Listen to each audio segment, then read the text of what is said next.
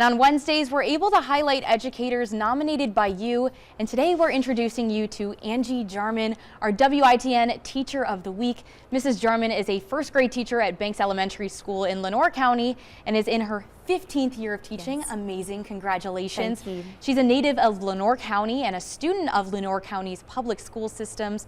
Mrs. Jarman's philosophy of teaching is that each child can learn when provided a loving, respectful, safe, and rich learning environment.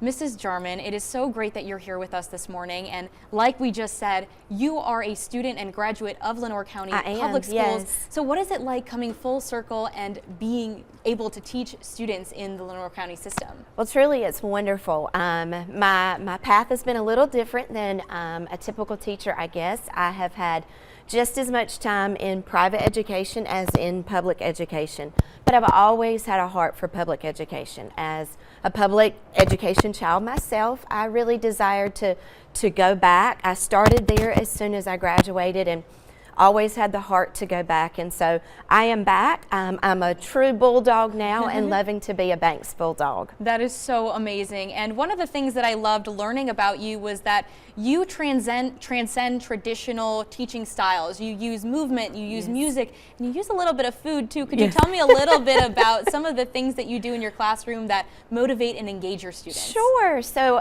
you were just doing a piece on making sure you have movement for those kids. It's true in the classroom too, especially as young as they are. They need to be up, they need to be moving, and I incorporate that into everything. I try to sneak in learning all throughout the day when they think maybe we're just playing a game. It's very intentional in what we're doing. I do have lots of music going, lots of movement going, and yes, I do have hands-on stuff, and every time I can bring in some munchies for them to munch on, I've got their attention. Yes, always. Food, kids and food. Yes, they're a great combination. You've got them, and they'll do anything for you, just for an M&M. You're like, okay, great, right. I can make that work. That's too funny. And I know you're in your 15th year of teaching, which is incredible. Congratulations. Thank you. Do you have a specific memory or something that you always reflect on over these last 15 years? Oh my, so there are so many memories for me to have. I think there are memories of seeing kids grow,